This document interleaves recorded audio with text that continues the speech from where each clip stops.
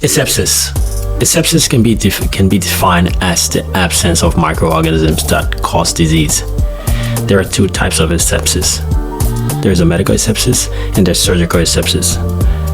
Medical asepsis is any procedures that's performed to reduce the amount of microorganism present on a site or work area, whereas surgical asepsis is any procedure performed to eliminate any microorganism thereof or the introduction of microorganism into any environment.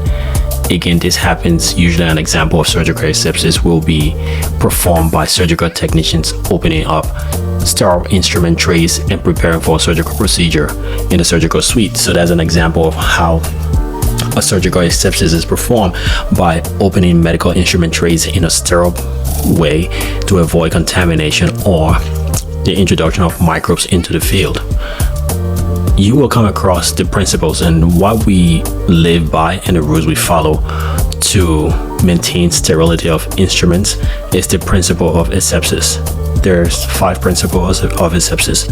Principle number 1, know what is dirty. Again, you need to identify what is contaminated, covered in soil.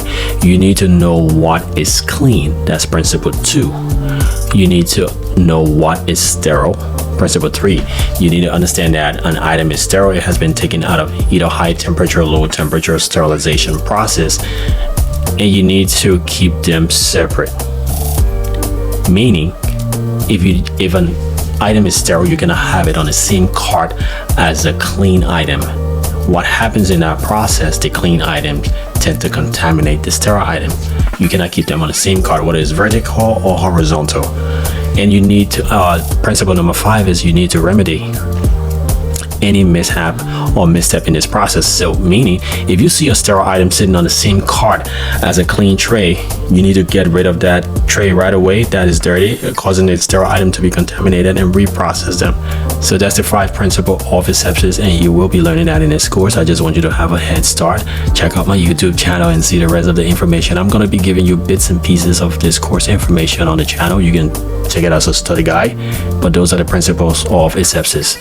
Know what is dirty, know what is clean, know what is sterile, keep them separate, and remedy.